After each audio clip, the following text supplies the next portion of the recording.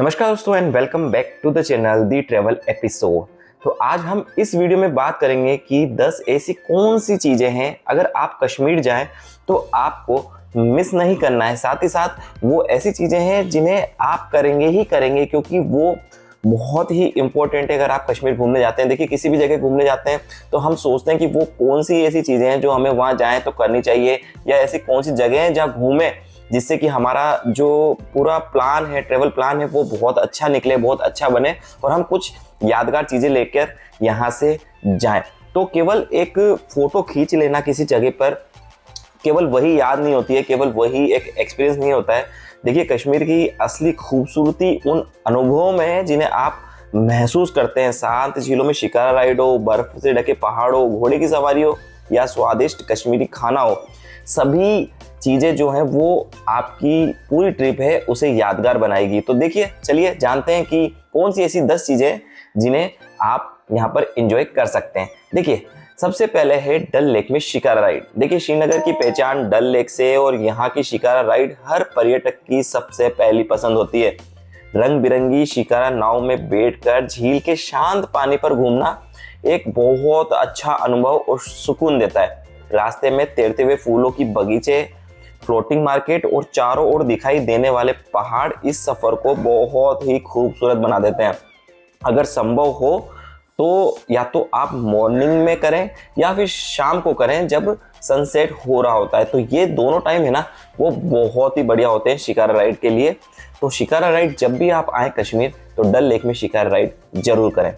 इसके बाद आता है हाउस बोट में एक रात बिताना। देखिए, अगर आप श्रीनगर में रुक रहे हैं और श्रीनगर में तो आपको रुकना ही पड़ेगा, कश्मीर आ रहे हैं तो हाउस बोट में एक रात आप बिता सकते हैं। डल लेक या नगीनी लेक की हाउस बोट में एक रात बिताना कश्मीर का सबसे अनोखा अनुभव होता है। लकड़ी की खूबसूरत नक्काशी, झील के बीचों बीच शांत एक एटमॉस्फेयर होता है और सुबह खिड़की खोलते ही सामने दिखने वाला शानदार नज़ारा आपकी ट्रिप को हमेशा के लिए यादगार बना देता है। तो ये हाउस बोट वो होती है जो कि नदी पर तैर रही होती है, डल लेक पर तैर रही होती है और उसी के अंदर आप स्टे करते हैं।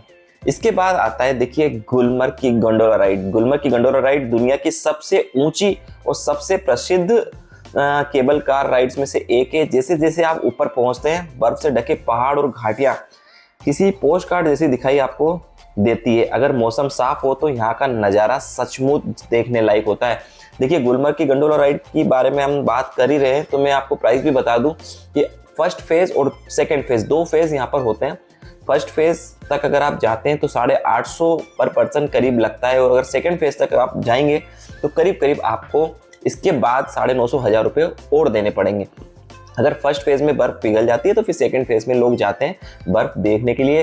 कई एक्टिविटीज़ भी यहाँ पर बर्फ से रिलेटेड होती है और जो गंडोला राइड है उसका आनंद तो आप लेते हैं। तो ये बहुत अच्छा एक्सपीरियंस होता है। अगर आप गुलमर्ग जा रहे हैं तो गंडोला राइड जरूर ट्राई करें। इसके बाद आता है पोनी राइड का मजा। देखिए, गुलमर्ग की कई ऐसी खूबसूरत जगह हैं जहां गाड़ी नहीं जा सकती, ऐसे में पोनी राइड सबसे अच्छा विकल्प है। पहलगाम की बैसरन वैली, आरू वैली, सोनमर्ग के थजीवास ग्लेशियर और गुलमर्ग के आसपास कई जगहों पर घोड़े से घूमने का एक अलग ही अनुभव होता है। रास्ते में हरे भरे मैदान आपको मिलेंगे, बर्फीले पहाड़ मिलेंगे, बहती नदियाँ मिलेगी इस समर, और ये सब मिलके इस सफर को बहुत ज़्यादा खूबसूरत बना देते हैं। तो पोनी राइड का भी आप यहाँ पर मजा ले सकते हैं। इसके बाद आता है पहलगांव की खूबसूरत घाटियां। जी हाँ, देखिए, बेताब वैली, आरू वैली और बैसरन वैली कश्मीर की सबसे खूबसूरत घाटियों में गिनी जाती है। यहाँ बहती लिद्दर नदी, हरे भरे मैदान और देवदार के जंगल प्रकृति प्रेमियों के लिए किसी जन्नत से कम नहीं है। यहाँ आराम से समय बिताएं और खूबसूरत तस्वीरें लें। तो इन तीनों घाटियों के जो पहाड़ हैं और जो ये घाटियां हैं ना, ये बहुत ही खूबसूरत है और आप जब भी जाएं, जिस भी मौसम में जाएंगे ना, अलग अलग नज़ारे मिलेंगे। कभी आपको बर्फ मिलेगी, कभी इतनी हरियाली मिलेगी कि आपका दिल खुश हो जाएगा। तो आप जब भी जाएं इन घाटियों में जरूर घूमने जाएं। इसके बाद आता है सोनमर्ग और थजीवास ग्लेशियर। देखिए, सोनमर्ग को सोने का मैदान कहा जाता है। यहाँ से थजीवास ग्लेशियर जाने के दो ऑप्शन है, या तो आप पोनी राइड ले लें या फिर आप ट्रैकिंग करते हुए यानी पैदल चले जाएं। गर्मियों में भी यहाँ बर्फ आपको देखने के लिए मिल जाएगी। थजीवास ग्लेशियर की बात हम यहाँ पर कर रहे हैं, आपको मई जून शुरुआत तक भी अच्छी खासी स्नो यहाँ पर मिल जाती है, इसलिए ये हर मौसम में पर्यटकों को अपनी ओर आकर्षित करता है। तो देखिए सोनमर्ग और थजीवास ग्लेशियर बिल्कुल भी मिस ना करें। यहाँ आप जब भी कश्मीर घूमने के लिए आए तो यहाँ जरूर जाए। इसके बाद आता है देखिए कश्मीर का खाना, और कश्मीर का खाना देखिए बहुत ही स्वादिष्ट होता है। कश्मीर की यात्रा बिना स्थानीय खाने के अधूरी होती है। कश्मीर जाएं तो कहवा, रोगन जोश, दम आलू, मखनी और यहाँ के पारंपरिक जो व्यंजन हैं उन्हें जरूर ट्राई करें। अगर आप शाकाहारी हैं तब भी यहाँ कई स्वादिष्ट व्यंजन आपको मिल सकते हैं। देखिए किसी भी जगह पर हम घूमने जाते हैं तो वहाँ का एक लोकल फूड होता है, अलग अलग फूड कल्चर एक अलग अलग होता है।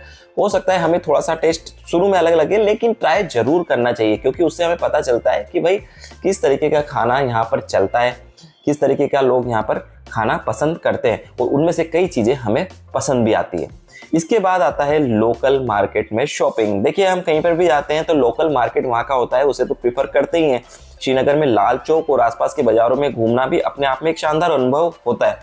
यहाँ से असली केसर, देखिए असली बोल रहा हूँ मैं, अगर आप आए खरीदारी करें तो आपको पता होना चाहिए कि केसर असली है। पश्मीना शॉल, देखिए हर दुकान वाला पश्मीना शॉल असली नहीं बेचता है, तो आपको पता होना चाहिए, उसकी समझ होना चाहिए, उसके पास लाइसेंस होना चाहिए उस चीज़ का।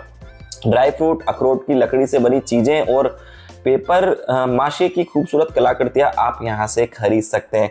खरीदारी करते समय आपको थोड़ा सा मोल भाव भी करना चाहिए और थोड़ा सा रेट कम भी करवाना चाहिए। तो ये सारी चीज़ें हैं जो आप खरीद सकते हैं और यहाँ के लोकल मार्केट में शॉपिंग कर सकते हैं। साथ ही साथ लोकल मार्केट को घूम सकते हैं। रात के समय पर बहुत ही अच्छा माहौल यहाँ पर होता है।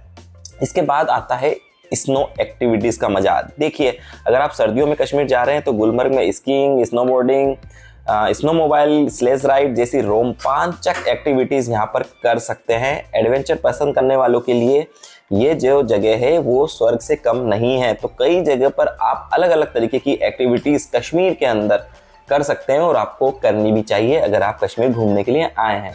और इसके बाद है कश्मीर का जो सनराइज और सनसेट है, यानी कि सूर्योदय और सूर्यास्त है, उसका आनंद। देखिए घाटियों में, पहाड़ों पर, और जब मौसम जहाँ पर ऐसा ठंडा वाला होता है ना, वहाँ पर जो सनराइज और सनसेट होता है वो बहुत खूबसूरत होता है। कश्मीर की सुबह और शाम दोनों ही एक तरीके से जादुई होती है। डल लेक का उगता सूरज, पहलगांव की शांत वादियों और सोनमर्ग की सुनहरी शाम, ये हर नज़ारा ऐसा लगता है जैसे कोई फिल्मी एक शूट चल रहा हो, एक फिल्मी दृश्य चल रहा हो।